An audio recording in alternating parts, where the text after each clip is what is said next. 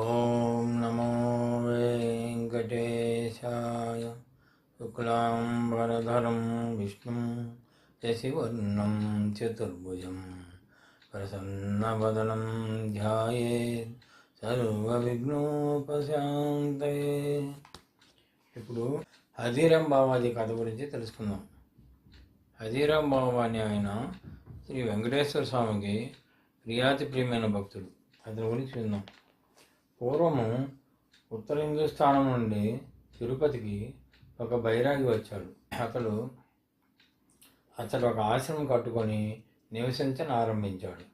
ప్రతిదినము 3 పూటలందు స్వామి పుష్కరిణిలో స్నానం చేసి శ్రీ వెంకటేశ్వర స్వామి వారిని దర్శిస్తూ ఉండేవాడు. తన బస్సులో నిశ్చలంగా కూర్చొని సర్వదా స్వామిని ధ్యానిస్తూ ఉండేవాడు. స్వామి తమ ఎదుట ఉన్నట్లే భావించి అదిగో స్వామి పాదాలు అంటూ తులసీదళములు పెట్టి పూజిస్తూ ఉండేవాడు. అతన్ని అంతా దొంగ భక్తుడు అనుకునేవాడు. ఒక్కొక్కప్పుడు అతడు పాచికలు ముందు పెట్టుకొని తీరుబడిగా కూర్చునేవాడు. స్వామి తనతో పాచికలు ఆడుతున్నట్లు భావించి స్వామివారి పందెం కూడా తానే వేస్తూ ఉండేవాడు. మధ్య మధ్య స్వామి మీ వంతు వచ్చింది, పాచికలు వేయండి అంటూ ఉండేవాడు. స్వామి పాచికలు వేయడం లేదని చింతపడుతూ ఉండేవాడు. అంతలోనే ధైర్యం తెచ్చుకుని ఆనందంగా అదిగో వస్తున్నాడు స్వామి అని పలకరిస్తూ ఉండేవాడు. ఈ విధంగా జరుగుతూ ఉండగా ఒకనాడు అకస్మాత్తుగా అతని ఆశ్రమం బయట ఏదో చప్పుడైంది. క్షణంలో అతని ఆశ్రమం అంతా సుమనోహరమైన పరిమళంతో గొప్ప కాంతితోనూ నిండిపోయింది. బైరాగి ఆ చప్పుడు ఏమిటా అని తలెత్తి చూసేసరికి మెరుపు వంటి కాంతి. ఆ కాంతి మధ్య ఒక దివ్యమంగళ విగ్రహం కనపడింది. ఆ దివ్యమంగళ విగ్రహం చూసి బైరాగి బ్రహ్మానందభరితుడయ్యాడు. గోవిందా గోవిందా, హరే శ్రీనివాస, హరే వెంకటేశ అంటూ పరిగెత్తి వెళ్ళి ఆయన పాదములపై పడి పరవశించాడు. శ్రీనివాసుడు తన పాదముల ముందు పడిన బైరాగిని చేతితో లేవనెత్తి, బావాజీ పాచికలు ఆడదాం పదండి, నేను త్వరగా వెళ్ళిపోవాలి అన్న మాటలు విని బైరాగికి స్వామి తనపై కలిగిన దయకు తనలో ఎంతో పొంగిపోయాడు. భక్తి శ్రద్ధలతో స్వామిని తోడుకొని పోయి ఒక పరిశుభ్రమైన స్థలంలో కూర్చుండబెట్టినాడు. తనివి తీరా స్వామి యొక్క జగన్మోహనాకారం చూసి జగత్తుని మైమరిచిపోయి ఉండిపోయాడు. బావాజీ పాచికలు ఆడరా అన్న వెంకటేశ్వర స్వామి మాటలు విని యథాస్థితికి వచ్చాడు.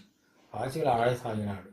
వెంకటేశ్వర స్వామి అతని భక్తికి ఎంతో ఆనందించి కొంతసేపు పాచికలాడి అతన్ని సంతోషపెట్టి వెళ్ళిపోయినాడు. ఈ విధంగా ప్రతిదినము వెంకటేశ్వర స్వామి అతని ఆశ్రమంలోకి వచ్చి పాచికలాడి వెళుచుండు. కొన్ని దినములు ఇట్లా జరిగినది. ఒకనాడు రాత్రి వెంకటేశ్వర స్వామి ఆ బైరాగితో పాచికలు ఆడుతూ బాబాజీ, మిమ్మల్ని ఎవరో పిలుస్తున్నట్లున్నారు, బయటికి పోయి చూడండి అన్నాడు. బైరాగి తక్షణం పైకి లేచి బయటికి వెళ్ళినాడు. ఆ సమయంలో వెంకటేశ్వర స్వామి తమ కంఠాభరణం అక్కడ వదిలి మాయమైనాడు. బైరాగి ఆశ్రమం చుట్టూ వెతికినాడు. ఎవరూ కనపడనందున తిరిగి లోనికి వచ్చి చూడగా స్వామి కనపడలేదు. కానీ స్వామివారి కంఠాహారం మాత్రం కనపడింది. బైరాగి దాన్ని చూసి, అయ్యో, స్వామివారి కంఠాహారం మరిచి వెళ్ళిపోయాడు, దీనికోసం స్వామివారు తిరిగి రావచ్చు అనుకుని స్వామి రాకకు ఎదురు చూస్తూ ఉన్నాడు. ఇట్లా అతడు స్వామి రాక ఎదురు చూస్తుండగానే తెల్లవారిపోయింది. బైరాగి ఆ విషయం గమనించి, అయ్యో, స్వామి తిరిగి రానిలేదు, ఇది లేని ఎడలా స్వామివారి చక్కదనం వెలిసి కలుగుతుంది, తీసుకొని పోయి ఇచ్చి వస్తాను అనుకుని హారం పట్టుకొని గబగబా ఆలయంలోకి పోవచ్చుండేది. అప్పటికే స్వామివారిని సేవింపబోయిన పూజారులు స్వామి మెడలో హారం లేదని గమనించి హారం ఎట్లుపోయినదో గ్రహించలేక తికమక పడుతున్నారు. ఆ విషయం దేవస్థానం అధికారులకు కబురు చేస్తున్నారు. వారు వీరంతా కలిసి కంఠాహారం కొరకు వెతుకను ఆరంభించారు. అదే సమయంలో బాబాజీ హారం పట్టుకుని ఆలయంలోకి వెళుతున్నాడు. అతని చేతిలో ఉన్న స్వామి కంఠాహారము చూసి కొందరు అదిగో హారం, పట్టుకోండి, పట్టుకోండి, వీడు శుద్ధ దొంగ కానీ బైరాగి కాదు అని అరవసాగారు. ప్రజలంతా కలిసి బైరాగి మీద విరుచుకుపడ్డారు. నానా దుర్భాషలాడారు. తలకు దెబ్బ కొట్టనారంభించారు. బైరాగి ఏం చెప్పినా ఒక్కరూ వినడం లేదు. ఇంతలో ఒక అధికారి అతడికి వచ్చి, అతనిని కొట్టకండి, ఆయన ఏం చెప్తాడో విని తర్వాత ఏం చేయాలో ఆలోచిద్దామన్నాడు. సరే అని అందరూ దూరంగా పోయి నిలబడ్డారు. బైరాగి జరిగిన సంగతి అంతా అధికారికి చెప్పాడు. కానీ ఎవరూ కూడా అతని మాటలు నమ్మలేదు. స్వామికి పని పాటు లేక ఈ దొంగవాడితో పాచికలాడటానికి వెళ్ళారట. అప్పుడు ఆయన హారం ఇతని ఆశ్రమంలో పడిపోయిందట. ఎంత తీపిగా మాట్లాడుతున్నాడు అని అరవడం ప్రారంభించారు. అధికారి బాబాజీ చెప్పిన సంగతులు నిజమో అబద్ధమో నిర్ధారణగా తెలుసుకోలేకపోయాడు. బాబాజీని చెరసాలలో పెట్టించినాడు.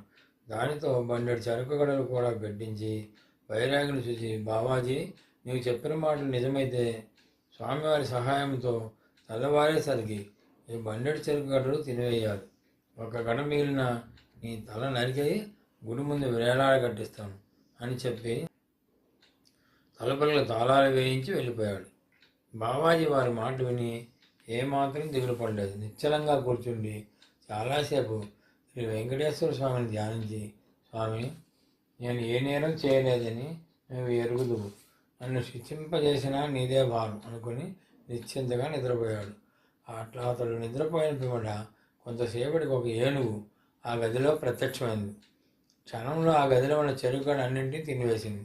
తెల్లవారుజామున బాబాజీని తొండముతో తట్టి లేపింది. తొండమెత్తి ఆశీర్వదించింది. బిగ్గరగా గేంకారం చేసింది. చెరసాల కాపరులు ఆ గేంకారం విని హడిలిపోయారు. తాళాలు వేసిన గదిలోనికి ఏనుగు ఎలాగ వచ్చిందా అని ఆశ్చర్యపడినాడు. పరుగు పరుగున పోయి అధికారులను తీసుకుని వచ్చాడు. అదే సమయంలో ఆ ఏనుగు గది తలుపుపై తలతో ఒక పోటు పొడిచింది. దెబ్బతో ఆ తలుపులు ముక్క చెక్కలైపోయినాయి. అందరూ చూస్తుండగా ఆ ఏనుగు మహావేగముగా పరిగెత్తుకుని వెళ్ళిపోయింది. కానీ ఎటుపోయిందో ఎవరూ చూడలేకపోయారు. ఎంత ప్రయత్నించినా వారికి ఆ ఏనుగు కనపడలేదు.